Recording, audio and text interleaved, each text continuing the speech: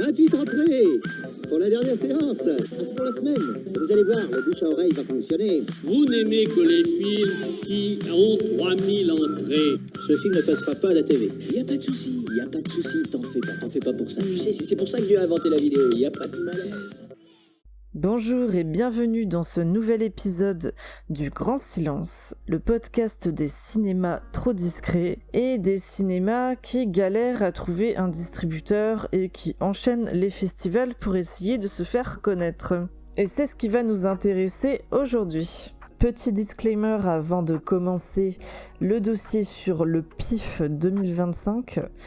Vous le savez peut-être déjà, mais c'est un festival qui a lieu du 10 au 16 décembre 2025. Alors pourquoi que maintenant, alors que la Berlinale vient juste de terminer quand même, ce décalage saisonnier est dû à une santé un petit peu catastrophique, on va dire, mais ne vous inquiétez pas, chers auditeurs et auditrices, tout va bien pour moi désormais. Et on peut se demander, mais pourquoi, du coup, le sortir, ce podcast, des mois après ? C'est trop tard, peut-être. Et j'ai envie de répondre que non, parce que ça vous permet quand même de découvrir des films dont vous n'auriez pas forcément entendu parler autrement. Surtout qu'en plus, là, vous avez, durant le mois de mars, certains films qui sortent.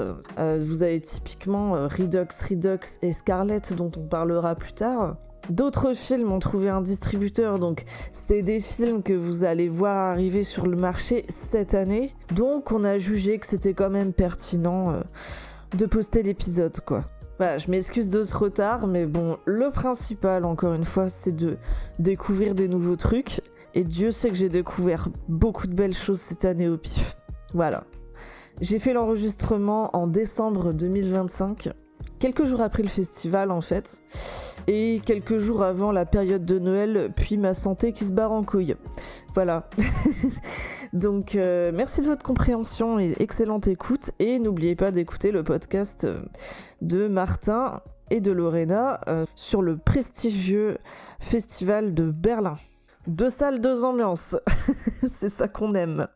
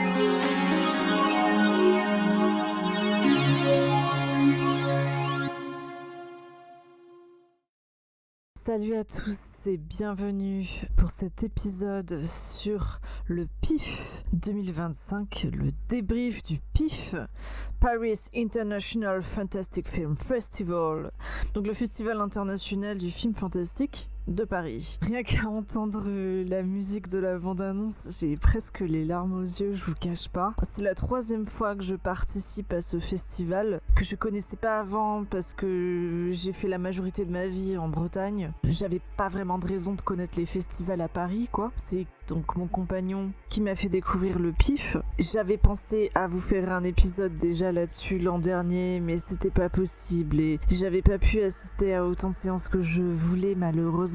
Mais cette année, j'avais l'énergie et le temps de le faire. J'ai pu assister à la majorité des séances. Pour vous dire exactement, j'ai fait 26 séances en 7 jours. Donc ouais, c'est un rythme incroyable. Donc plus exactement 23 séances de long métrage, une séance de mini-série et 2 séances de court métrage. Voilà. J'en ai raté que 2 des films. J'ai raté La Viera Loca et Deathgasm 2.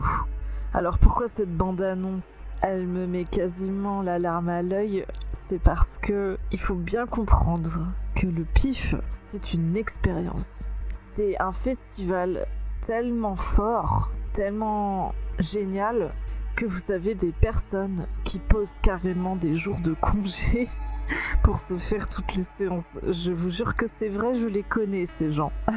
Donc vraiment, raison de plus de vous faire partager ça cette année. C'est pas parce que j'étais pas au dernier dossier que je vous oublie pour autant. Et à un moment donné, je vous promets que je vais refaire des émissions en n'étant pas toute seule. Je vais reprendre les dossiers avec Paul, Benjamin et Martin, bien entendu, que j'embrasse. Et je suis ravie de bosser pour ce podcast. Donc, raison de plus, de vous proposer un dossier sur un super festoche. Donc le PIF, pour vous présenter un petit peu comment c'est un festival relativement récent si on compare à son jumeau spirituel que serait l'étrange festival dont je vous ai parlé il y a quelques mois déjà. Le PIF, on est quand même beaucoup plus sur une programmation qui s'adresse aux bisseux, aux fans de culture alternative, aux ce qu'on appellerait les otaku, les fans de culture japonaise, aux geeks. Il faut savoir que le PIF, moi je le vois mais comme quasiment un bootcamp de cinéphilie de genre.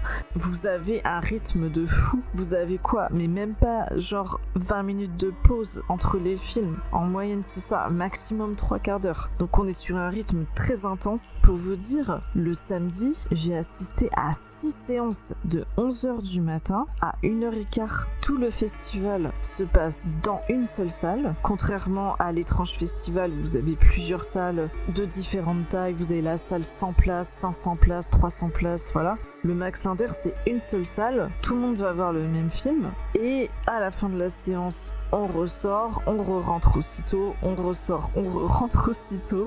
C'est ce rythme-là, quoi. Et le Max Linder, pour ceux qui n'y sont jamais allés, c'est considéré plus ou moins comme la plus belle salle de Paris. L'écran est immense par rapport à la taille de la salle. C'est très immersif. Vraiment, vous êtes dans une bulle, en fait. Vous regardez des films toute la journée sur un écran immense. Pendant une semaine, vous déconnectez et vous êtes en voyage dans le pays du cinéma. C'est un point où même, honnêtement, je vais être franche, j'ai un peu du mal avec ce rythme ultra soutenu. Mais je trouve que c'est à la fois le défaut et la force de ce festival-là, quoi. Et puis aussi, vous avez l'attente dans la queue pour la prochaine séance. Vous avez le temps de discuter des films, de ce que vous en avez pensé, enfin les réactions à chaud, quoi. Et c'est super intéressant d'écouter les points de vue des autres. Pour ma part, j'y suis allée donc avec mon compagnon et aussi avec plusieurs amis qui sont des fidèles du PIF. Donc c'est vraiment super agréable. On a fait plein de séances ensemble. Et surtout, ce qui distingue le PIF, c'est que j'ai l'impression que la communauté est très soudée, que vous avez vraiment des personnes fidèles. Enfin, je vous ai dit, il y a carrément des gens qui posent une semaine de congé pour y aller, quoi. Et à la sortie de chaque film, on voit que les gens discutent très facilement, que vous soyez de leur cercle d'amis ou non. Et aussi les invités, qui sont pas forcément des gens très connus du coup, puisque le PIF s'intéresse plus à des personnes qui veulent progresser dans leur carrière de réalisateur et réalisatrice. Et je dirais, il y a une dernière chose, c'est la figure de Cyril Despontin. Le PIF, c'est le bébé de Cyril Despontin. On sent énormément sa passion pour le cinéma de genre dans les choix qu'il a fait pour la programmation. On sent qu'on a affaire à quelqu'un de humble, qui n'est pas élitiste et qui veut vraiment faire partager sa passion. Vraiment, ça inonde le PIF. Et je trouve que ce mec, il a l'air mais super sympa en fait. Enfin, il est pas dans une posture de directeur de festival, vous voyez. Non, il est vraiment, je sais pas, on dirait un spectateur comme un autre. Il a l'air très accessible, très gentil. Enfin, vraiment, j'adore. Et donc ça donne une couleur particulière à son festival qui se veut être un espace de partage, de discussion, de célébration du cinéma de genre et un espace aussi pour découvrir des nouveaux talents, les espoirs de demain. Et quand vous regardez ce qui a été programmé au PIF par le passé, eh bien on peut se dire que ils ont vraiment du pif, hein, c'est le cas de le dire. Personne n'a jamais fait cette blague de l'histoire du PIF. Hein.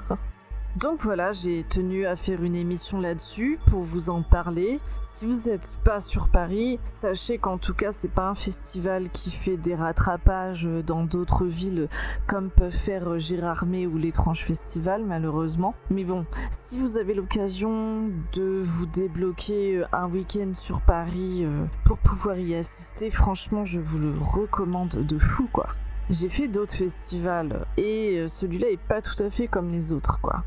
Et vraiment, je trouve que les choix de programmation sont excellents. Comme je vous le disais, c'est un bootcamp quoi, c'est un stage commando de cinéphilie. J'ai fait mes cadeaux de Noël avant, j'ai tout préparé quoi, vraiment. J'avais le casse-croûte, la bouteille d'eau, les billets, enfin j'étais prête quoi. On va donc remonter le temps ensemble au mercredi 10 décembre 2025. La séance d'ouverture du PIF cette année, c'est Sisu 2, le chemin de la vengeance. Il faut savoir que ce qui caractérisait un peu la programmation cette année pouvait être un reproche. D'ailleurs, c'est que vous aviez pas moins de 4 suites programmées cette année. Moi, je trouve que ça fait beaucoup parce que ça part un peu du principe que vous avez vu le premier opus lors des précédentes éditions du PIF. Tout le monde n'était pas forcément là lors des précédentes éditions, quoi. Pour autant, hein, je vous rassure, c'est pas un festival qui est comme ça, sectaire, qui n'accepte pas de nouveaux 4 suites. Bon, c'est le hasard du calendrier après, hein. 6 ou 2, donc je vais vous parler un peu du premier quand même, hein, pour que vous puissiez comprendre un peu mieux de quoi on parle. Le titre du premier opus, c'est Sisu, de l'or et du sang. C'est un film finlandais du réalisateur Jalmari Elander. C'est un film d'action qui se passe pendant la Seconde Guerre mondiale en Finlande. Et donc on suit un orpailleur discret qui est sur son cheval comme ça, qui cherche de l'or. Il s'avère qu'il en trouve vraiment beaucoup. Il récupère tout cet or et espère le vendre à la banque de Helsinki. Sauf que sur son chemin, il croise la route de Waffen-SS et... Inutile de vous préciser que les nazis et l'or, c'est un peu comme les Schtroumpfs et la salse pareil, quoi. Donc, il a quelques problèmes sur sa route. J'en dis pas plus parce que je préfère vous laisser découvrir l'univers du film. Il joue beaucoup sur la surprise, c'est très ludique. Sans pour autant, je trouve, tomber dans le mauvais goût de faire du spectaculaire dans un cadre assez grave, donc celui de la Seconde Guerre mondiale. Le premier était passé lors du festival Hallucination Collective, donc l'autre bébé de Cyril Despontin, hein, le festival à Lyon. Malgré un petit budget, enfin, il a vraiment fait parler de lui, au point qu'il a décroché le Saturn Award du meilleur film international, ce qui est énorme comme récompense parce que le Saturn Award, c'est... les Oscars du cinéma de genre quoi. Incroyable pour un petit film qui a coûté 6 millions de dollars. Et c'est un film pour info aussi qui est inspiré d'un vrai guerrier finlandais, Simo Aya, qui aurait assassiné 500 personnes. Moi je vous recommande vraiment le premier en tout cas, hein, c'est super chouette. Donc pour information, là le réalisateur Jalmari Elander, il travaille actuellement sur un préquel à Rambo. Il est vraiment en pleine ascension actuellement, on lui souhaite de réussir. Mais bon, quand je vois ce qu'il peut envoyer niveau action dans les Sisu, c'est prometteur. Alors, qu'est-ce que ça vaut ce Sisu 2 qu'on a eu en ouverture? Et ben pour moi, c'est vraiment une suite digne du premier. C'est à la hauteur, dans le même état d'esprit, avec peut-être, je pense, un peu plus d'humour cartoonesque. Celui-ci pousse les potards un peu plus loin de façon volontaire parce que je pense qu'il a compris que voilà, on n'était pas dans du cinéma politique, historique, hein, qu'on était plus dans de l'action. Donc vraiment, le réalisme va aux chiottes, quoi. Pour vous dire, en fait, c'est tout simplement le héros du premier film qui va chercher sa maison en URSS parce qu'il habitait dans une province finlandaise qui a entre-temps été annexée par l'URSS. Donc lui, il va aller chercher sa maison en la démontant planche par planche et en la rapportant en Finlande. Donc c'est ça l'histoire. C'est pas banal. Pour vous dire, le réalisateur, il a eu l'idée en faisant des travaux chez lui. Donc il s'est dit ah bah tiens, je vais faire une suite où il démonte sa maison. C'est normal. Là où le premier, il se passait beaucoup à pied et à cheval, celui-ci est beaucoup plus mécanisé, en voiture, en tank. Il y a même une parodie de Mad Max Fury Road à un moment. Je me dis, si on commence à faire des parodies de Mad Max Fury Road, c'est que le film, il est vraiment entré dans la légende, là, ça y est. Et il y avait des scènes tellement créatives, tellement cartoonesques, que je me suis mise spontanément à applaudir lors d'une scène. Et j'étais pas la seule, en fait, tout le monde a fini par applaudir à ce moment-là. Si vous voulez regarder quelque chose de vraiment fun, de la bonne action, bien créative, c'est Super Sisu 1 et 2. Après, voilà, ne vous attendez pas à quelque chose de très politique, même si, bon, j'y ai pensé un peu dans le contexte actuel, faire un film sur une province finlandaise annexée par l'URSS. Je pense que c'est pas anodin, que ça vient d'une peur que peuvent avoir les pays du pourtour baltique. C'est quelque chose qui est présent, mais c'est un film avant tout qui est là pour vous surprendre et vous amuser. C'est Jorma Tommila qui tient le rôle principal de Atami Korpi et c'est un acteur qui à l'origine en fait a une carrière matinée de scandale puisqu'il était membre d'une troupe de théâtre expérimental, donc le Jumalan Teatri, le théâtre de Dieu, et il y avait une grosse polémique sur eux dans les années 80 en fait parce qu'ils avaient fait une pièce de théâtre où vraiment il fallait en foutre plein la gueule aux spectateurs. Et ils leur ont lancé de la neige carbonique dans la gueule en se baladant tout nus. Voilà. Et c'est un point où la troupe elle a été virée de l'école de théâtre d'Helsinki. Enfin bref, voilà pour le passé de l'acteur principal de Sisu. Donc après Sisu 2, qui était vraiment une super ouverture pour le festival, on a pu voir un film que je connaissais pas du tout, Vampire Hunter D, Bloodlust. Donc Vampire Hunter D, c'est une saga de romans japonais. Il y en a à peu près une 50aine en tout. C'est comparable à James Bond, si on veut, niveau saga littéraire. C'est populaire au Japon depuis une 40aine d'années. Derrière Vampire Hunter D, donc on a un écrivain, c'est Hideyuki Kikuchi. Il a écrit d'autres œuvres aussi en parallèle, mais vraiment Vampire Hunter D, c'est un carton. Alors qu'est-ce que ça raconte, Vampire Hunter D ? C'est tout simplement un vampire, donc un homme mi-humain, mi-vampire, qui a décidé du coup d'être chasseur de vampires comme il ne serait jamais vraiment accepté par la race des vampires ni par la race humaine, quoi. Donc il a décidé de rendre service faute de mener une vie normale. Et moi, en fait, quand j'ai vu ça dans la programmation, je me suis dit, oh putain, mais ça, c'est un truc japonais. Faut avoir lu tous les mangas ou fait tous les jeux vidéo pour comprendre l'intrigue. Mais bon, je vais aller le voir quand même par curiosité, quoi. Je me suis dit, ça va me sortir de ma zone de confort parce que pour être honnête avec vous... Niveau culture japonaise, je suis un peu nulle, à part des films d'animation comme les Ghibli, comme Mind Game, etc. J'ai pas une grande connaissance des animés et des mangas, quoi. Là, pour être honnête, je me sentais aussi ringarde qu'une chroniqueuse du Masque et la Plume, quoi. Et vous voyez, au final, c'est bien de sortir de sa zone de confort. Pour info, c'est un film sorti en 2000 qui a été restauré cette année seulement. Et donc c'est un classique de la japanimation pour pas mal de monde. C'est un film inspiré du gothique européen, mais qui mélange en même temps de la science-fiction, du post-apocalyptique aussi. Enfin, c'est vraiment une fusion des cultures, quoi. Et le film donc est réalisé par Yoshiaki Kawajiri, qui est considéré comme un grand maître de l'animation. Donc qui s'est notamment fait connaître par un film à sketch que vous connaissez peut-être certains d'entre vous, c'est Magné Magné, qu'il a fait avec Rintaro et Katsuhiro Otomo. C'est le créateur de Akira. Donc après ça, il a enchaîné les OAV. Donc les OAV, c'est des animés en direct to vidéo. Sauf que direct to vidéo, c'est un terme un peu péjoratif. On se dit, c'est un film de merde qui n'a pas pu sortir au cinéma, quoi. Non, les OAV, par contre, ils sont conçus dès le départ pour sortir en vidéo. Dans le marché japonais, les supports physiques, comme la cassette, le DVD, le Blu-ray, etc.,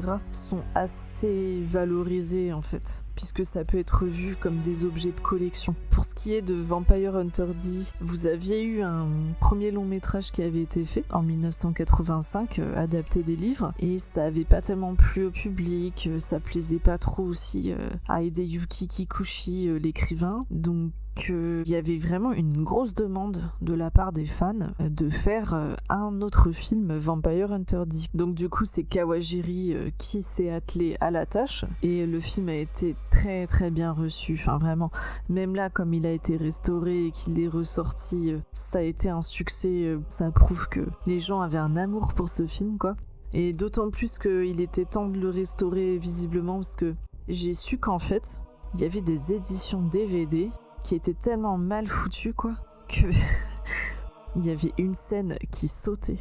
C'est la scène en particulier où il achète un cheval qui sautait complètement, et du coup les gens ils se disaient mais j'ai pas rêvé, il y avait bien une scène où il achetait un cheval. Trop mal foutu.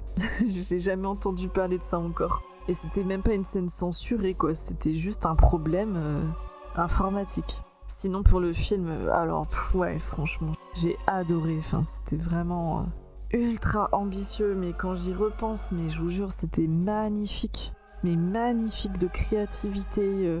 Il se passait des choses que j'ai jamais vues ailleurs. Enfin, ça peut exister qu'en animation, un film comme ça, parce que sinon, mais ça coûterait 1 milliard d'euros, quoi.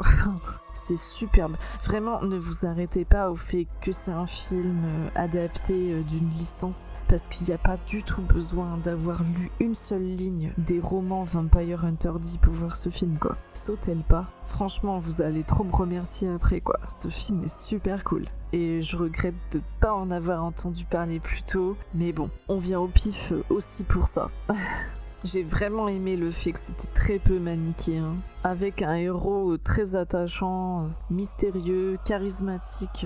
L'histoire de Bloodlust, c'est tout simplement que vous avez un vampire qui enlève une jeune femme. Donc, dit, il s'appelle comme ça, hein, le chasseur de vampires, mi-homme, mi-vampire. Il est chargé de retrouver la jeune fille enlevée. Et au cours de son enquête, il se rend compte que c'est plus compliqué que ça, quoi, que on n'est peut-être pas forcément dans une histoire d'emprise d'un vampire sur une humaine, mais qu'on a peut-être affaire à une vraie histoire d'amour. Et donc il y a une ambiguïté éthique. Est-ce que vraiment il faut poursuivre cette mission et briser une belle histoire d'amour, ou bien est-ce qu'en effet c'est un vampire très manipulateur et du coup il faut l'exécuter pour sauver la jeune femme? C'est toute la question qui se pose dans ce film, et c'est assez original. En plus, vous avez aussi la présence de Carmilla, donc ce qui confirme vraiment les influences européennes de Vampire Hunter D, hein. C'est que Carmilla, si vous voulez, c'est une des premières vampires de l'histoire de la littérature. Ça a même été écrit avant Dracula. Il y a notamment, oui, un mélange entre de la science-fiction, des vaisseaux spatiaux en forme de cathédrale, une ambiance du XVIIIe siècle, et enfin c'est super chouette, quoi. Sérieusement, c'est un des meilleurs films que j'ai vu lors de cette édition. Vampire Hunter D, Bloodlust et 6 ou 2, c'était vraiment une super soirée, quoi. Tu commences ton festival comme ça, ouais, c'est bien, quoi. Maintenant, on va avancer au jeudi 11 décembre. On va rentrer cette fois dans le début de la compétition internationale de long métrage. Faut vous dire exactement, au pif, vous avez donc une compétition de courts-métrages français, compétition de courts-métrages internationaux et une compétition de longs-métrages. Pour les longs-métrages, vous avez 2 récompenses, donc l'œil d'or, qui est le prix du public, le prix Ciné Plus Frisson, qui correspond plus ou moins à un prix du jury. Pourquoi Ciné Plus Frisson? Alors c'est parce que c'est un partenaire historique du festival, qui les soutient vraiment depuis le début. Vous aviez aussi cette année-là Shadows. C'est une plateforme entièrement dédiée au cinéma de genre. Vraiment, je vous conseille de ouf Shadows parce que c'est trop pas cher. C'est dans les 6€ par mois de mémoire. Et vous avez accès à un catalogue de fou. C'est-à-dire que vous avez aussi bien les bêtes de festival des dernières années, les films qui ont gagné Gérardmer, Le Pif, L'étrange et tout là. Et vous avez à côté de ça des classiques ou des films un peu méconnus. Beaucoup de diversité dans les genres. Vraiment, je vous conseille de fou Shadows quoi. Je touche aucune thune avec eux. Nous, on n'a pas de partenaires commerciaux au Grand Silence. Et vous aviez aussi en partenaire ESC Films. C'est un super éditeur de DVD, Blu-ray. Ils avaient un stand à l'entrée où ils vendaient des DVD et des Blu-ray qu'ils ont édités. Ils font même des cassettes, quoi. C'est trop bizarre. Truc de gros hipster, quoi. Et donc cette année, vous aviez 10 longs métrages en compétition. J'en ai vu 8 sur les 10. Donc là, on va parler du premier que j'ai vu, Mag Mag, un film japonais réalisé par Yurian Retriever. Ça s'invente pas comme nom parce que vous allez me dire Retriever, c'est pas très japonais. Et ben c'est tout simplement un pseudo qui rend hommage au Golden Retriever, très belle race de chien. Le Yurian Retriever, comme son nom l'indique, c'est une sacrée petite rigolote. C'est une artiste de stand-up japonaise et donc elle franchit le pas cette fois pour livrer un film d'horreur. Ça me rappelle Jordan Peele dans un sens parce qu'il était humoriste et il faisait des vidéos avant de réaliser Get Out et d'avoir le succès qu'on connaît ensuite. Il faut croire que l'horreur attire les gens drôles. Il faudrait réfléchir à ça. Pourquoi exactement ? En tout cas, c'était un sacré personnage, la meuf, dans sa vidéo de présentation, parce que comme la plupart des réalisateurs pouvaient pas venir, il faisait souvent une petite vidéo avant le film, et elle a tout de suite montré un personnage tout à fait excentrique, très solaire. C'est quasiment une rockstar, quoi. Et donc là, c'est son premier film, Mag Mag. Elle a raconté dans sa petite vidéo que le film était inspiré de ses ex, ce que j'ai trouvé très inquiétant, vous allez savoir pourquoi.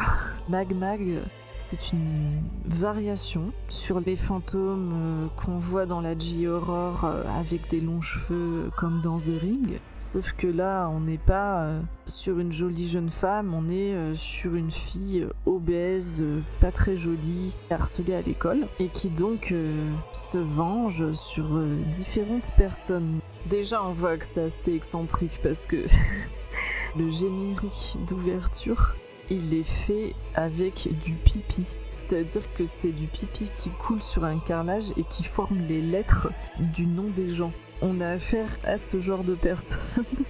C'était un film plutôt à sketch, assez réussi dans l'ensemble. Les histoires sont intéressantes, c'est créatif, c'est pas mal quoi. Après, voilà, je trouve que le film essaye un peu trop de vouloir à tout prix qu'on parle de lui et qui se distingue de la masse des premiers films, quoi. Il y a un humour qui est poussé à fond, mais il y a un moment où j'étais fatiguée. Après 3/4 d'heure, 1 heure de film, il y a une scène très longue avec une meuf qui chante une chanson en hommage à un homme qu'elle aime un peu trop. Elle fait très peur. Et il y a des idées dedans, je vais pas vous en dire plus, mais un peu dégueu, à base d'orifices. Il y a un stade où j'étais plus gênée que dans l'hilarité. J'étais un peu lassée à force. Ce côté un peu, regardez comme je suis très excentrique. Le film montre une réalisatrice prometteuse. J'ai envie de voir ce que ça va donner ensuite. C'est quelqu'un de charismatique et d'intéressant, c'est clair quoi. Maintenant, oui, le film est un peu fatigant. L'histoire est pas mal, mais je trouve que des fois ça fait du twist pour du twist et ça veut plus rien dire à un moment. J'y croyais plus en fait. Mais bon, dans l'ensemble ça a plu à mes potes. On a passé un bon moment. Après ça, on enchaîne très rapidement sur Kist. Alors là, autant vous dire que ça n'a rien à voir avec l'ambiance de Mag Mag. Donc Kist, là on est sur une séance rétrospective. C'est un film de 1996, canadien. Et ben ça, c'est un film qui a sa place au Grand Silence, je vais vous dire, parce que là on est plein dans le film pas très très connu quoi. On va vous dire que c'est culte, mais bon, personne l'a vu en attendant. À un point où ils ont galéré d'avoir une copie... Ils ont été chercher une copie 35 mm à la Cinémathèque de Toulouse parce que le film est même pas réédité. Malheureusement, oui, il n'y a pas de joli Blu-ray de Kist. Donc c'est un film réalisé par Lynn Stopkevich. C'est techniquement un film étudiant. C'est sur une thanatopractrice. Thanatopractrice, c'est quelqu'un qui va gérer l'embaumement d'un corps, sa préparation avant l'enterrement. Sauf qu'il s'avère que là, madame a des penchants quelque peu nécrophiles. Et en parallèle, donc, elle entame une relation amoureuse avec un étudiant fasciné par elle et par son univers morbide. Donc Stopkevich, elle a pris des risques pour faire ce film-là, puisque elle s'est endettée de plus de $30,000 pour le boucler. On est vraiment sur quelque chose à très petit budget. Heureusement pour elle, le film a eu plutôt une bonne carrière. Il est passé à Toronto, il est passé à Sundance, et rien que ça, à la quinzaine des réalisateurs à Cannes, comme un certain Mafu Cage auparavant, que j'évoque dans l'épisode sur l'étrange festival. Faut croire que c'est le bon endroit pour découvrir des films de genre un peu particuliers. Et là, on est à la limite du cinéma de genre, c'est tout juste dedans. C'est plus un portrait de femme, si vous voulez. Le sujet est extrêmement tabou. La nécrophilie, je crois qu'on fait pas pire là-dessus. Mais pour autant, c'est traité avec une douceur très surprenante. On a même de l'empathie pour cette héroïne étrangement attachante, quoi. Mais j'aime beaucoup Molly Parker. Je trouve qu'elle dégage vraiment un truc. Elle porte le film, quoi. On dirait un peu une actrice qui aurait été recalée au casting de Twin Peaks parce qu'elle foutait trop les boules à David Lynch, quoi. Le film a une ambiance super chouette, ça fait vraiment une vibe de film canadien des années 90 comme on peut se l'imaginer, avec un grain d'image très visible, proche de la neige en fait, qui met en valeur la lumière diaphane, la peau aussi de Molly Parker constellée de taches de rousseur. On est vraiment dans cette ambiance-là de film froid comme les corps justement. Et ça a énormément de charme et c'est en même temps très dérangeant, mais de la plus douce des manières. Donc j'ai beaucoup aimé ce film-là, et c'est pas tous les jours qu'on peut avoir une projection en 35 mm. Ça c'est cool. C'était un choix osé. Avoir pris l'option d'un cinéma d'auteur comme ça, plus en retrait, ça a apporté de la diversité à cette édition. Franchement, ouais, c'était un beau moment. Par contre, je vous cache pas qu'il y a des trucs qui m'ont trauma dedans. Il y a typiquement le trocar, quoi. Là, j'ai appris ce que c'était un trocar. C'est un outil utilisé par les thanatopracteurs pour... Vous chercherez sur internet. On apprend des choses des fois lors des festivals qu'il vaudrait mieux ne pas savoir, peut-être. Après ça, on enchaîne très rapidement sur un autre film de la sélection officielle, Redux Redux. C'est un film avec un titre qui, je trouve, donne pas forcément très envie sur le moment, mais c'est très puissant. Dans les festivals, on sent un peu des fois les films qui vont pas dépasser l'instant du festival, vous voyez. Quand ils auront fini leur tournée, ils vont tomber dans l'oubli. Ce film-là, il peut avoir un avenir.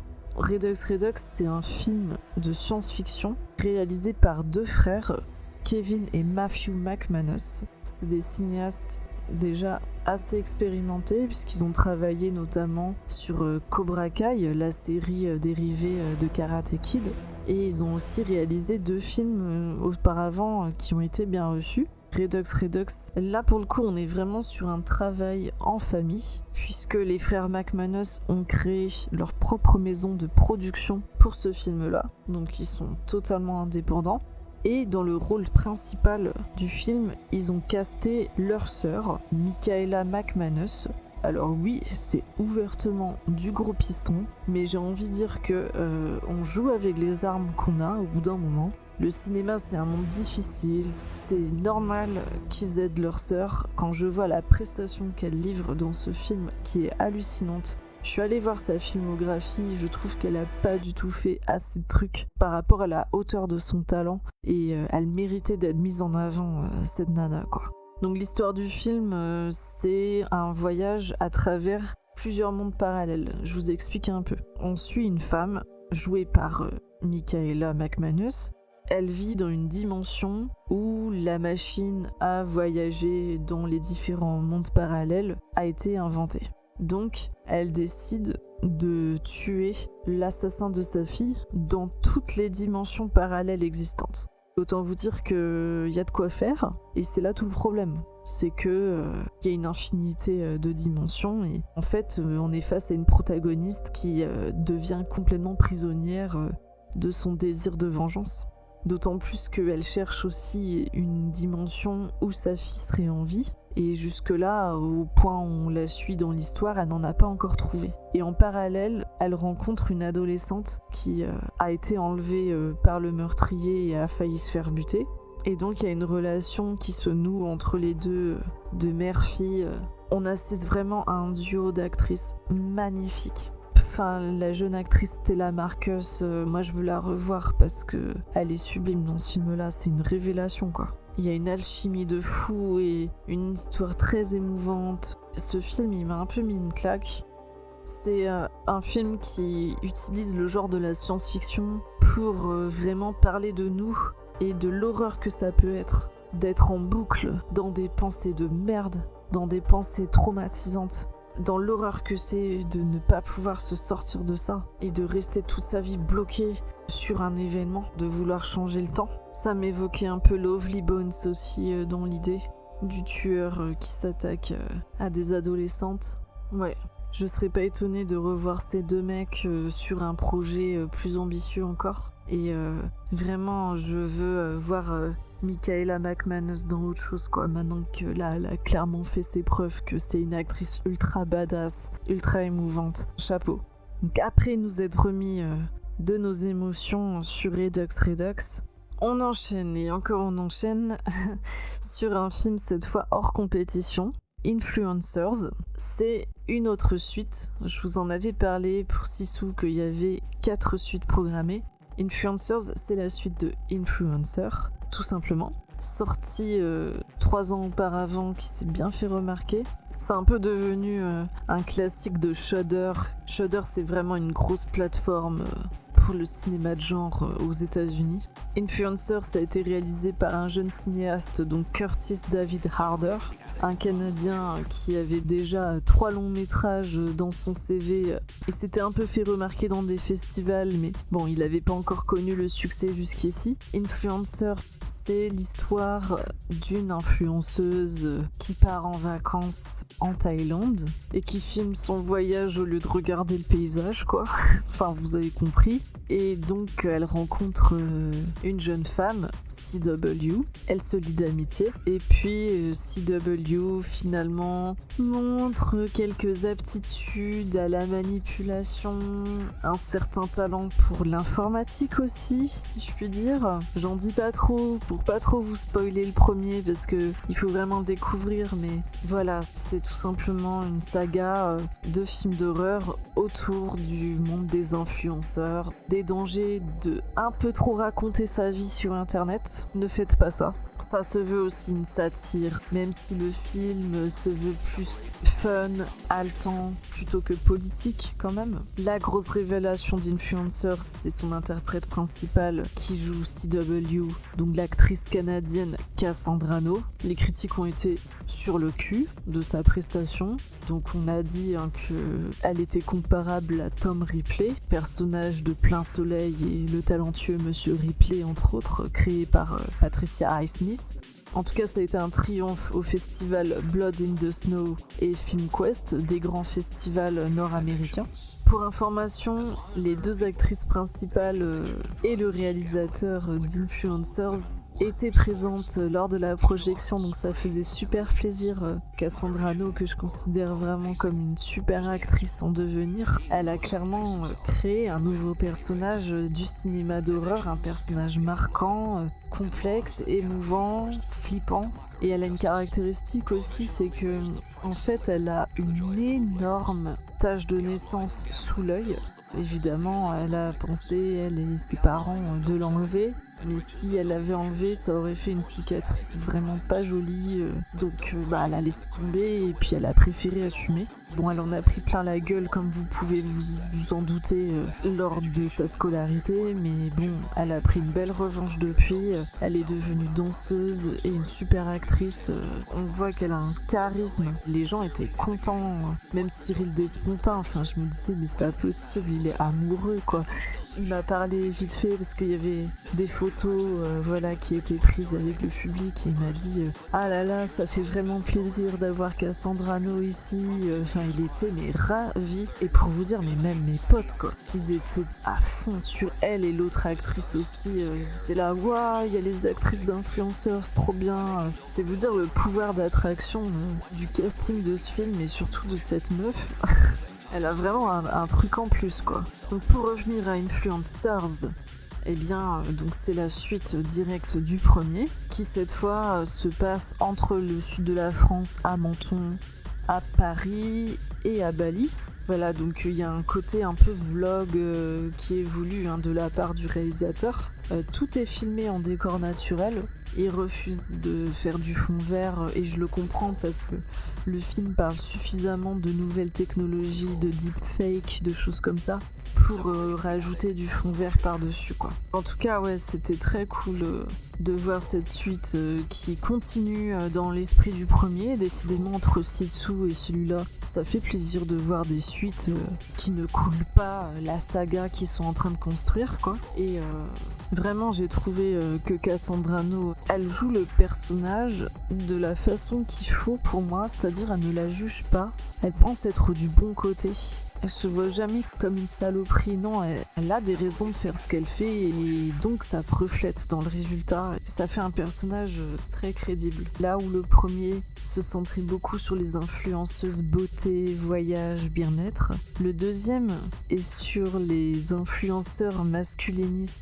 Que vous avez un mascu qui est en couple avec une influenceuse trumpiste d'extrême droite et au final c'est elle qui porte la culotte alors que le mec sur Twitch il se la joue ultra mal alpha et je me disais mais il y a de quoi faire un univers étendu en fait. On va faire un film par type de connard qu'on trouve sur internet quoi à ce stade. Après voilà, c'est pas non plus trop politique comme je vous disais, c'est surtout de créer des situations folles qui font trembler le spectateur, c'est ça le focus.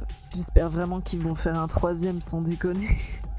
Il y avait des encouragements implicites lors du question-réponse dans la salle. On sent que les gens ont envie de repartir pour un troisième quoi. Parce que oui, pour information, après les séances, quand vous avez l'équipe qui est présente, vous avez un échange avec l'équipe, c'est super intéressant à écouter. Ça fait partie de l'ambiance du festival aussi. Donc là, je repars chez moi tout à fait ravie de cette journée folle en émotions. Et donc je rempile le lendemain, le jeudi 12 décembre, pour Mort de rire. Je n'ai pas pu me libérer pour aller voir La Viera Loca malheureusement. C'était un film d'horreur espagnol avec Carmen Maura, une fidèle actrice d'Almodovar, une immense actrice globalement dans son pays, qui joue donc une vieille dame flippante. Et à ce qui paraît, c'était pas mal du tout. Mais bon, on peut pas tout voir. J'ai pu voir Mort de rire, ce qui est déjà pas mal puisque c'est quelque chose que je voulais voir depuis très longtemps. Mort de rire, c'est un film rétrospective de 99, réalisé par Alex de la Iglesia. Alex de la Iglesia, vous connaissez peut-être si vous êtes amateur de cinéma de genre. C'est un réalisateur très important en Espagne, à tel point qu'il a même été élu président de l'Académie du cinéma à un moment. C'est quelqu'un qui a été repéré par Almodovar, qui a produit son premier film Action Mutante. Et après ça, il a enchaîné avec Le Jour de la Bête, qui a été un immense succès dans son pays. Perdita Durango, ensuite Le Crime Farpé, Balade attristée que j'adore, Les Sorcières de Zugarramurdi. Enfin ouais, c'est vraiment un mec très important qui a révélé aussi des talents comme ceux de Santiago Segura et Alex Angulo entre autres. Alex Angulo, c'est notamment le médecin dans Le Labyrinthe de Pan, vous vous rappelez peut-être.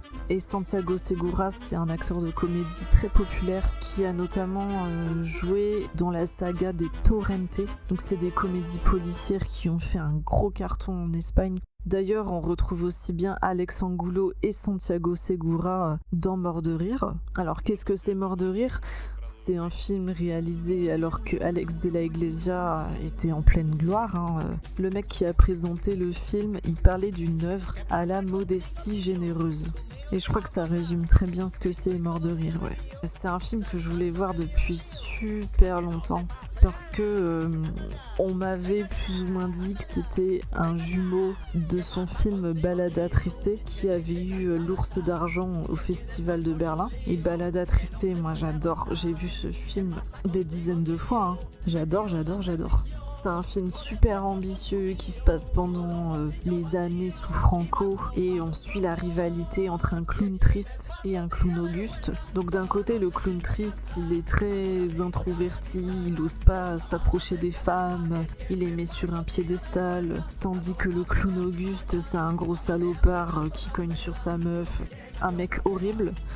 Et donc le film jouait beaucoup sur ça, sur la rivalité entre les deux. Et là en l'occurrence, Mort de rire peut être un peu considéré comme un ancêtre, puisque on suit un duo de comiques. On est vraiment en face de deux comédiens incarnés du coup par Santiago Segura et El Gran Wyoming, un humoriste qui vient lui-même de la télévision espagnole, qui sont gérés par leur agent joué par Alex Angulo. Et vous en avez un qui peut être comparé à un clown triste, oui, puisqu'il est tout le temps inexpressif, il doit rester très sérieux sur scène et il se prend des baffes par son collègue donc qui est beaucoup plus solaire, extraverti, et vous avez une haine qui grandit entre les deux progressivement alors même que leur carrière c'est une success story de fou. Ils deviennent super connus comme humoristes, sauf que le prix à payer c'est qu'il y a un des deux qui doit se prendre des gifles tout le temps quoi. Et tout le monde se fout de sa gueule, personne s'inquiète pour lui et on se rend compte au fil du film que en fin de compte nous les humains on est un peu monstrueux parce que ce qui nous fait rire c'est la cruauté finalement. C'est pas tellement des blagues construites, c'est une gifle, une violence primaire comme ça qui va nous faire marrer. Il y a un truc assez horrible dans cette relation, quoi. C'est sur toute l'hypocrisie de la télé, les bons sentiments dégoulinants, alors que le mec fait que se faire humilier depuis des années dans sa carrière, quoi. Et puis il peut pas dire non parce que la paye est bonne. D'ailleurs, l'ironie, c'est que le gars qui lui met des gifles, El Gran Wyoming, s'est pris un bad buzz, disons, il y a quelques années, parce que il y a eu une vidéo de lui qui a circulé sur internet où on voyait qu'il insultait une stagiaire, mais de façon vraiment abusive, et ça a choqué le pays. Voilà, donc le mec c'est un connard, même dans la vraie vie.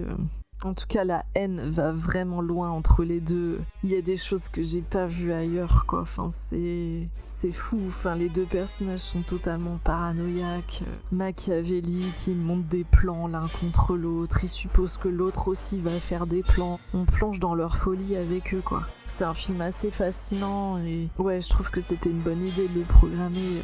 Mes potes dans l'ensemble ont bien apprécié celui-là en tout cas. Bon, par contre, il n'y a pas trop le temps là parce qu'il faut qu'on aille dans la queue assez rapidement. Si on veut avoir des bonnes places pour Apophéniax, le film en sélection qui passe juste après. Ah, j'avais dit que c'était un bootcamp. Hein. Et je mange mon sandwich un peu vite parce que la queue elle avance très rapidement. Vu que le festival est très bien organisé. Donc on rentre dans la salle du Max Linder pour Apophéniax. Et là vous allez me dire qu'est-ce que c'est que ce titre bizarre. Apophéniax, ça vient de apophénie, dont je vais vous donner la définition selon lalanguefrançaise.com. C'est en psychiatrie un terme qui désigne la perception erronée consistant à établir des liens entre des événements ou phénomènes sans rapport objectif. Donc voilà, vous avez compris, c'est voir des rapports là où il n'y en a pas, quoi. Faire des suppositions qui n'ont pas lieu.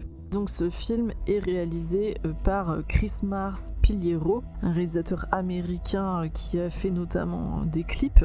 Il a même gagné le MTV Award du meilleur clip pour son travail avec les Black Keys. Et il était présent lors de la projection, il avait vraiment un capital sympathie fort. Voilà, le mec trop sympa. T'as envie de soutenir son film, quoi. Et puis Cyril Despontin nous dit attention, là c'est un gros candidat pour nous dans la sélection Apophéniax, ça va être du lourd, quoi. J'avais envie de le voir ce film-là parce que je trouvais que l'histoire était très prometteuse. Je vous dis de quoi ça parle, hein. C'est tout simplement un gars qui crée des deepfakes, qui détruit des vies en faisant ça. C'est-à-dire qu'il va aussi bien créer une vidéo de vous en train de dire des propos inacceptables ou une vidéo pornographique, enfin bref, vous voyez le concept. C'est un film à sketch où on suit plusieurs victimes du gars qui fait les deepfakes. La scène d'ouverture est très difficile puisqu'on assiste ni plus ni moins à un féminicide d'une grande violence. Là, toute la salle est « wow, ok ». Ça va être un film sombre, j'imagine. Finalement, pas du tout, puisque cette scène-là, elle est très vite balayée par une longue séquence au ton beaucoup plus humoristique, où on suit des personnes dans une maison. Il y a une fille qui rentre en taxi avec un chauffeur Uber. Elle lui propose un plan à 3. Voilà, ça commence comme ça. J'ai pas été super fan de cette partie, très honnêtement. J'ai trouvé ça assez vulgaire. J'ai rien contre la vulgarité en soi, parce que il y en a dans les films qui sont proposés au pif, on en reparlera. Je pense notamment à Fuck My Son, mais là, bon, je trouve que le film n'a pas grand chose à dire. Après ça, on suit un arc donc avec une jeune femme victime d'un deepfake où elle tient des propos racistes. J'ai trouvé tout cet arc-là brillant. Par contre, la vidéo initiale est un deepfake, mais son comportement entraîne un cercle vicieux à trop vouloir se protéger des potentielles personnes qui l'attaqueraient suite à cette vidéo. Ça, j'ai trouvé ça très intéressant. J'ai pas trop aimé le reste du film après cette séquence-là, en fait. J'ai attendu tout le film, quelque chose qui ne venait pas, parce que Despontin disait que c'était un des meilleurs de la sélection. Bon bah je l'ai pas ressenti comme tel, hein. C'était vraiment un de ceux que j'ai le moins apprécié de tout le festival, franchement.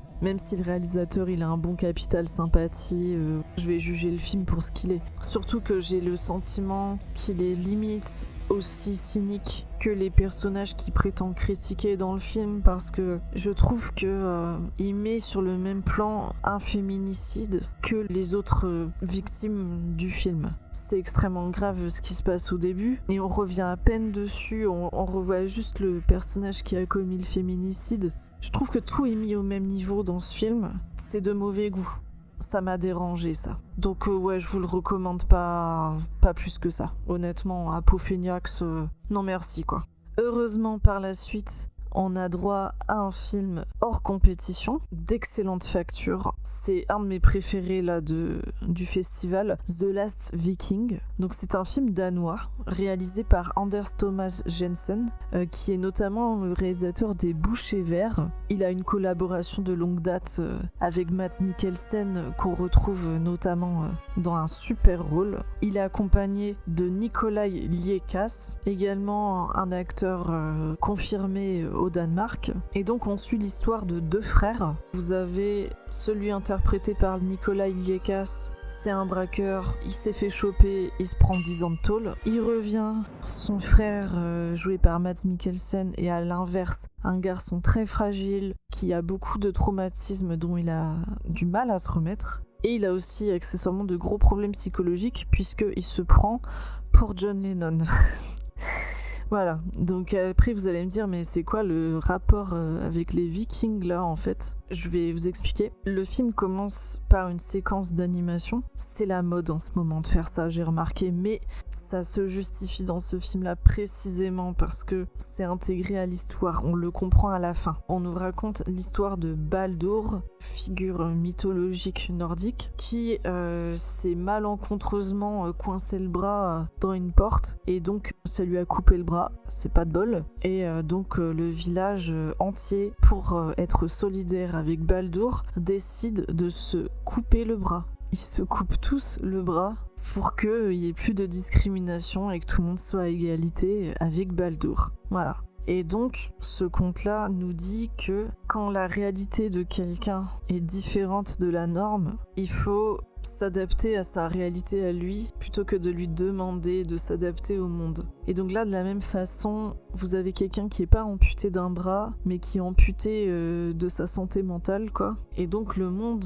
autour de lui va s'adapter et rentrer dans son délire que soi-disant il est John Lennon, quoi. Et en parallèle, vous avez toute une intrigue familiale avec des secrets, un passé très douloureux, avec un père abusif. C'est pas des sujets toujours rigolos au pif. C'est un film très fort qui explore l'amnésie traumatique Et l'amnésie traumatique, ça c'est un sujet très très puissant pour moi au cinéma. J'en ai moi-même pas été victime, mais je trouve ça terrifiant quelque part qu'en fait on se rappelle tout d'un coup de quelque chose qu'on pensait même pas avoir vécu. C'est très efficace dans un scénario. En tout cas, le film est très cohérent, il est très ficelé. L'intrigue est complexe, mais on retombe toujours sur nos pattes, quoi. Et c'est très drôle, très absurde et en même temps très poignant. Vraiment, j'ai été bluffée par The Last Viking, quoi. Donc il y a intérêt que ce truc il sorte en France.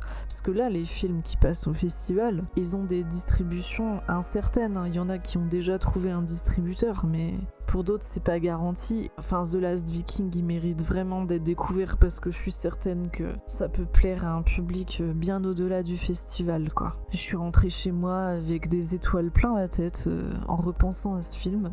Et on enchaîne donc sur le menu poids lourd de cette édition. Je veux parler du samedi 13 décembre avec une prog ultra dense. Je suis restée au Max Linder littéralement de 11h à 1h15 du matin, quoi. Avec très peu de temps pour manger en plus. J'étais crevée. À 11h, on a commencé par les courts-métrages français. Là, il y en avait 6. Pour les courts-métrages, vous avez 3 prix. Le prix Ciné plus Frisson, le prix du jury court-métrage et l'œil d'or qui est donc le prix du public. Là du coup on a eu Holty, un film post-apocalyptique où les gens sont classés par groupe sanguin et donc pour accéder à Holty, c'est-à-dire un endroit un peu idyllique, il faut que vous soyez de tel groupe sanguin particulier et on suit un personnage très cynique, très aigri qui veut rentrer à Holty mais il peut pas parce que sa fille elle a pas le bon groupe sanguin. Donc en fait il se demande s'il va pas peut-être vendre sa fille pour pouvoir accéder à Holty. Enfin, c'est horrible. Et j'ai trouvé ça pas mal. Ouais, c'est original. J'ai passé un bon moment devant celui-là. Ouais. En deuxième film, il y avait Lactose. Ça, c'est un film fait avec très peu de budget, par une petite équipe très talentueuse. L'histoire est vraiment singulière, quoi. C'est un gars qui est addict aux produits laitiers. Il boit du lait, il bouffe du fromage à tout va, quoi. Et on lui dit par téléphone « viens, on organise une raclette ». Donc lui, il vient évidemment, quoi. Sauf qu'il se rend compte que c'est un anniversaire surprise pour lui et qu'il n'y a pas de raclette, qu'on a dit ça pour le faire venir, en fait. Donc il est très déçu. Je le serai aussi si vous me dites « viens, il y a une raclette » et qu'il n'y en a pas, ça me ferait profondément chier, je vous le dis tout de suite. Par contre, monsieur a une réaction un peu excessive, très excessive même. Et j'ai trouvé l'acteur mais trop creepy. Il jouait super bien, un rôle difficile quand même. Et il était terrifiant, quoi. Le dernier plan du film. Ah, j'avais peur. Il jouait vraiment la vraie addiction. Enfin, c'était formidable. Et l'intrigue est super agréable à suivre, avec des rebondissements assez tarés. Je sais que les gens ont eu un coup de cœur pour ce film-là, quoi. Ça se sentait dans la salle. Franchement, chapeau pour Lactose. Ensuite, on a eu Exit. C'est un film qui m'a un peu fait penser à l'Expérience interdite de Joel Schumacher dans l'idée, parce que c'est un truc où vous avez une fille qui bosse dans une chaîne locale corse, une chaîne de télé, et bon, sa santé ça va pas fort, on se dit qu'elle va peut-être bientôt mourir et elle décide de reprendre la main sur ça et d'aller faire de façon clandestine des opérations d'euthanasie suivies de réanimation. Voilà, elle devient un peu addicte et bon, c'est difficile de dire plus après sur le film pour pas trop vous le divulgacher, mais j'ai bien aimé. En quatrième, on a Humans League 2. C'est un film tout petit, très court, où on suit une femme qui a un chien avec qui elle s'entend bien et elle a du mal à dormir la nuit parce qu'il y a son robinet qui goutte. Et j'en dis pas plus, mais c'est inspiré un peu de l'esprit des légendes urbaines, des creepypastas. Enfin, c'est vraiment assez ingénieux, j'ai trouvé, par rapport à ce que c'était. Il y avait vraiment des idées de cinéma qui étaient fortes. Enfin, il y a tout un jeu là-dessus, sur le son, sur la provenance du son, ce qu'on croit deviner. Et en fait, on est totalement pris de court, quoi. C'était très chouette. En 5e, on a Bête Noire, un film breton, un court-métrage qui se passe dans les monts d'Arrée, donc avec un homme qui doit chasser un taureau de grande taille, mais pas officiellement déclaré en fait. Enfin, du coup, il y a un conflit d'intérêts, si vous voulez, entre la mairie du village et des notables. Donc, c'était un très beau film avec des épagnols bretons dans les paysages des monts d'Arrée, enfin, quelque chose de rare, quoi, et qui me parle parce que je viens totalement de cette région en fait. Sur grand écran en plus, là, l'écran du Max Linder, c'était waouh. Et en dernier, nous avons La Dernière Neige qui se passe à l'autre bout de la France cette fois, dans les Alpes, sur un télésiège, et il se passe des choses très bizarres dans cette station de ski, c'est le moins qu'on puisse dire, d'autant plus qu'on a appris que apparemment ils ont enlevé de la neige sur une partie de la montagne pour alimenter les pistes parce qu'il n'y a plus de neige avec le réchauffement climatique, tout ça. Et le film est très très ingénieux là-dessus, avec une très belle photographie aussi au passage. Je pense qu'après il y a beaucoup de pognon dans celui-là, mais il y a aussi beaucoup de talent, quoi. C'est le court-métrage que j'ai préféré personnellement, enfin ça montrait un gros potentiel, quoi. Parce que le film était aussi bien distrayant que politiquement fort. Il y a quand même un discours autour du réchauffement climatique et de l'industrie touristique qui est là, quoi. Donc voilà pour les courts-métrages. On a un petit peu le temps de manger pour enchaîner ensuite sur le film que j'attends le plus de cette édition. Alors là, je peux vous dire que j'avais hâte. Je veux parler de Junk World. Alors, Junk World, on est du coup sur la 3e suite dans la programmation après Influencers et Sisu. Junk World, c'est la suite de Junkhead. Junkhead, j'ai découvert ce truc une semaine avant le festival et je peux vous dire que ça a été un gros coup de cœur. Junkhead, c'est l'œuvre d'un seul homme, Takaede Ori, à l'origine décorateur d'intérieur, mais qui avait aussi beaucoup de rêves de cinéma, des envies qu'il pensait ne jamais matérialiser un jour. Et un jour, il a appris que un certain réalisateur, Makoto Shinkai, avait réalisé son premier court-métrage tout seul. Donc il s'est dit, c'est peut-être possible de réaliser un film seul après tout. Je vais essayer, on va voir ce que ça donne. Je vais apprendre moi-même l'animation, comment raconter une histoire, comment l'écrire, et on va foncer et on va le faire. Et donc c'est de là qu'est né Junkhead, réalisé par une équipe de 3 personnes. C'est de la folie. Parce que il faut savoir que le film est entièrement en stop motion. Il a mis plusieurs années à le faire, pas loin de 7 années de mémoire. Il passe d'abord 4 ans à faire une version court-métrage qui s'appelle Junkhead 1 et qui a gagné le grand prix du court-métrage au festival de Clermont-Ferrand, entre autres. Et donc suite à ça, il développe enfin un long-métrage finalisé en 2017. Ça fait penser un peu à Mad God aussi, un autre film en stop motion qui a mis des années avant d'être fait, mais c'était encore pire. Celui-là, il avait mis 30 ans. Enfin, c'était de la folie. Là, on est vraiment sur un mec très motivé, quoi. Et du coup, Junkhead est devenu progressivement une œuvre très remarquée. C'est-à-dire qu'elle a eu une petite sortie en salle, sauf qu'on s'est rendu compte que le nombre de spectateurs par salle était assez fou, quoi. Et petit à petit, le bouche à oreille s'est fait, quoi. Enfin, quand vous avez réalisé un chef-d'œuvre comme Junkhead, forcément, ça finit par se savoir. Il y a notamment des réalisateurs comme Guillermo del Toro qui ont dit que c'était une œuvre brillante. Vraiment, grosse révélation du cinéma. Takaede Ori, le mec sorti de nulle part. C'est un conte de fées, en fait. Il avait eu des prix dans plusieurs festivals, notamment celui du film fantastique de Strasbourg, où il avait eu la Cigogne d'Or, Fantasia aussi à Montréal, qui est un festival très important. Mais je vous jure, mais ce film est tellement créatif, tellement fou. Enfin, Junkhead, c'est à voir une fois dans votre vie. Enfin, je déconne pas, quoi. Donc forcément, derrière, il y a eu l'envie de faire une suite. C'était pensé comme tel, vu que la fin du 1... c'est un cliffhanger et on reste un peu sur notre fin, donc il y avait cette volonté de créer un univers. En tout cas, c'était un film très attendu, enfin la salle était blindée. Et donc Junk World, cette fois, double les effectifs de son équipe. Au lieu de le faire à 3, ils vont le faire à 6. Waouh. Peut-être que pour le troisième, du coup, ils seront 12, je sais pas, mais voilà, on progresse. Et donc, dans Junk World, on suit une histoire qui se passe 1000 ans avant les événements du premier. Cette fois, on suit plutôt un groupe d'humains qui se retrouvent empêtrés dans une opération qui tourne mal, quoi. Et donc, vous avez une série d'événements qui arrivent avec du voyage dans le temps, des paradoxes temporels, des choses comme ça. C'est trop marrant, c'est dans l'esprit du premier. Et en même temps, c'était pas la suite que je voulais, honnêtement, parce que déjà, c'est un préquel. Et c'est un préquel qui a peu de lien avec le premier. Et j'ai l'impression que c'est plus un intermède qui va nous faire mieux comprendre ensuite le reste de l'histoire, quoi. Quand le troisième va sortir, mais il va falloir attendre parce que déjà là, ils ont mis 4 ans à faire celui-là. C'est du stop motion, ça se fait pas comme ça. Et les voyages dans le temps, les paradoxes temporels, c'est pas le truc dont je suis le plus fan, honnêtement.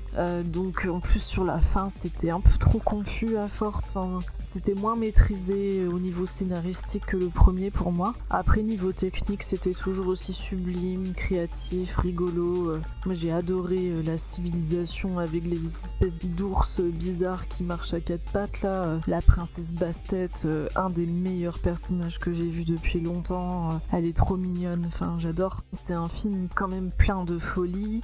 Donc voilà pour Junk World, excellent moment, même si c'est pas tout à fait le film que je voulais. Voilà, ça reste éblouissant.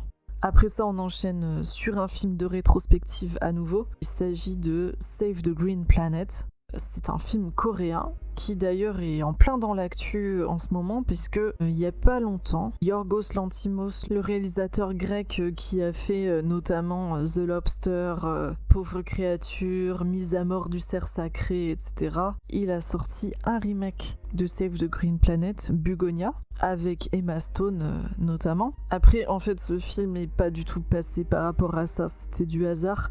C'est tout simplement que c'est le film préféré, tout film confondu dans l'histoire du cinéma, de Cyril Despontin, le directeur du festival. Mais déjà, c'est vrai que Save the Green Planet a une réputation d'être un chef-d'œuvre, hein. Il avait même été récompensé dans quelques festivals à l'époque, notamment le BIF, le pendant bruxellois du PIF, où il avait décroché le Corbeau d'Or en 2004. Donc c'est un film coréen de 2003, dans le début du nouveau cinéma coréen où on a vu émerger Bong Joon-ho, Park Chan-wook, Kim Ki-duk, etc., Kim Ji-woon, beaucoup de réalisateurs qui ont fortement augmenté le soft power coréen, quoi. Là, le réalisateur, c'est Jang Joon-wan, que je connais pas en dehors de ce film-là, honnêtement.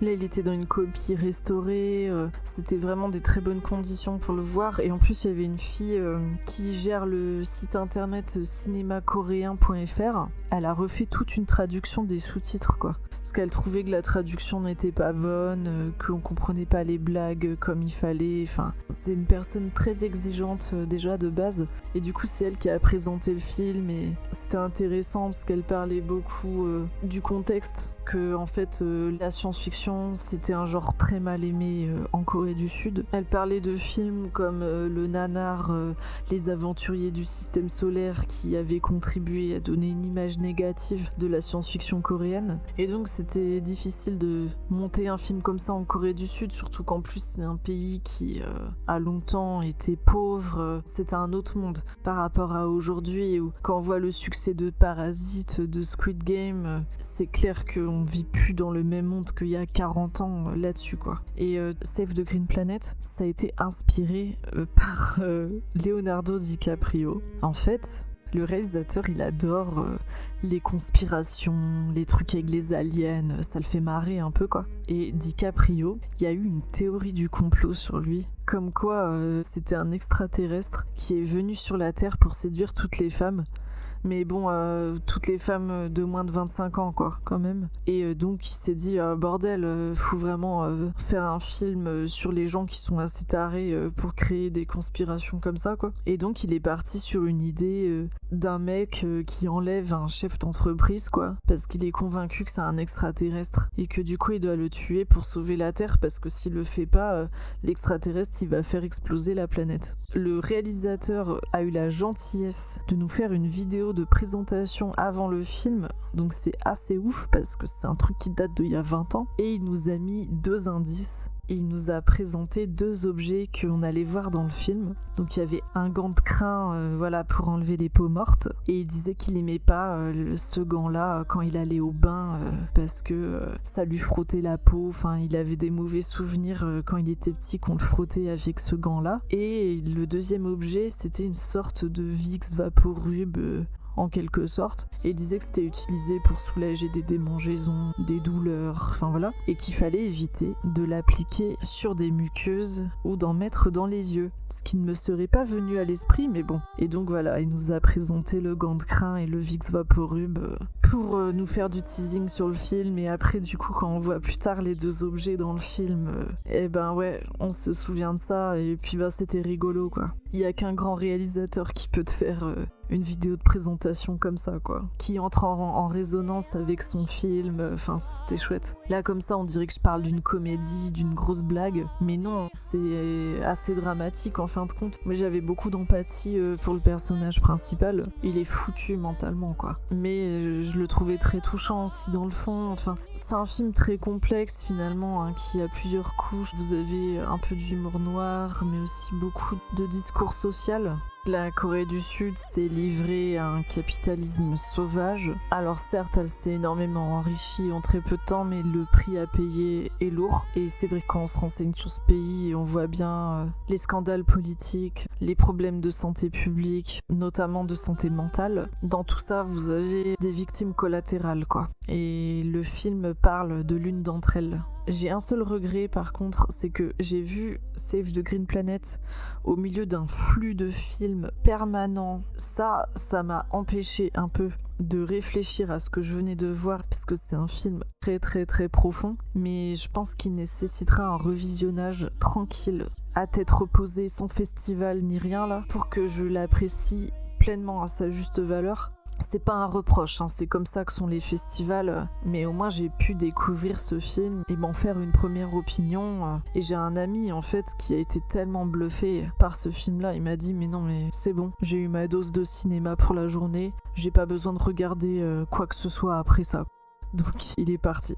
Et je comprends que Save the Green Planet ça l'a repu. Je peux comprendre pourquoi c'est le film préféré de Despontin, ça peut s'entendre. On enchaîne très très très vite sur The Holy Boy. J'aime pas ce titre, The Holy Boy.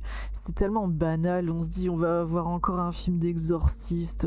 Ça me faisait chier d'avance. Et en fait, le titre italien du film, c'est La Vallée dei Sorrisi. J'avais un pote qui parlait italien et donc il m'a dit que ça voulait dire La Vallée des Sourires. Et je trouve que La Vallée des Sourires, ça donne beaucoup plus envie de le voir. Ça ajoute beaucoup plus de mystère que The Holy Boy. Donc là, oui, c'est un film en sélection. La Vallée des Sourires, donc, c'est un film de Paolo Stripoli qui était présent à la projection. 3e film du réalisateur.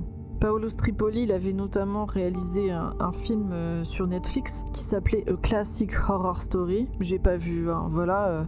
Et donc il a réalisé La Vallée des Sourires parce que c'était un film assez personnel pour lui, vu qu'il était lui-même un adolescent tourmenté. Puisqu'en fait, pour vous dire l'histoire plus exactement, c'est un prof de sport qui emménage dans une vallée. Le village en apparence paisible et en fait il est pas vraiment... Enfin, on a déjà vu ça pas mal de fois hein, dans le cinéma d'horreur. Le secret du village, si on veut, c'est que il y a un garçon, un adolescent de 15 ans à peu près, qui est un peu une figure christique et donc il a le pouvoir de guérir les gens de leur traumatisme, mais il a aussi d'autres pouvoirs un peu moins avouables. Voilà. C'est un film comme ça, inspiré du catholicisme italien. Stripoli lui-même l'a dit que oui, il a eu des cours de catéchisme parce que c'est traditionnel là-bas, mais que pour autant, il ne croit pas vraiment au catholicisme en lui-même. Et justement, dans ce film-là, il dit que les gens appliquent la logique du catholicisme au garçon qui a des pouvoirs parce que c'est ce qu'ils connaissent. Mais ce garçon, c'est une force inconnue qui dépend pas nécessairement d'une religion ou d'une autre, quoi. Mais les humains vont appliquer des choses qu'ils connaissent sur ce qu'ils ne peuvent pas expliquer rationnellement. J'ai trouvé ça assez juste. Et il disait aussi que c'était un film sur notre difficulté à affronter les émotions négatives. La vallée des sourires, pourquoi ça s'appelle comme ça ? C'est parce qu'il y a une injonction à avoir que des émotions positives, puisque le garçon, quand vous le prenez dans vos bras, il vous efface vos traumatismes, vos peines, il vous évite d'affronter vos sentiments négatifs. Ce personnage adolescent, en même temps qu'il est adulé, il sent qu'il est différent des autres et il cherche son identité, il se sent comme un monstre, il comprend pas le monde dans lequel il vit, donc on mélange l'horreur et ce qu'on appelle le coming of age. Le genre de film, vous voyez, où vous suivez des adolescents qui passent à l'âge adulte et qui ont des difficultés dans leur vie. Dans l'ensemble, j'ai trouvé que le film était maîtrisé, c'était assez impressionnant quand même. Par contre, les choix musicaux, j'étais pas trop fan. Il y avait une musique un peu avant-gardiste. Des fois, je savais pas si c'était une porte qui claquait ou si c'était la musique, quoi. Ouais, c'est bizarre. Et j'ai trouvé que c'était aussi un peu long. Le film, il dure plus de 2 heures et c'était pas forcément nécessaire. En tout cas, je constate qu'il y a pas mal de films italiens au pif cette année. Il y a celui-là, un autre que je vais évoquer plus tard, Orfeo, et Forbidden City, qui avait gagné le grand prix du public et du jury à l'Étrange Festival. Moi, je vous assure, je voyais pas de films italiens plus que ça dans les programmations de festivals de films de genre jusqu'ici et... Je sais pas, on dirait qu'ils sont en train de revenir en force, quoi. C'est cool, parce que j'avoue qu'on les a pas vus depuis longtemps. À part quelques films ça et là, on est bien loin de l'éclat des productions italiennes des années 70-80 où il y avait énormément de films qui étaient faits, quoi. Donc ça fait plaisir de voir que les choses sont cycliques et... Je vous laisse sur cette première partie du pif, parce que là on a déjà vu beaucoup de choses, c'est menu poids lourd. Et lors de la deuxième partie, on va aborder Silencio d'Eduardo Casanova et la suite du programme. Prenez soin de vous, bisous bisous.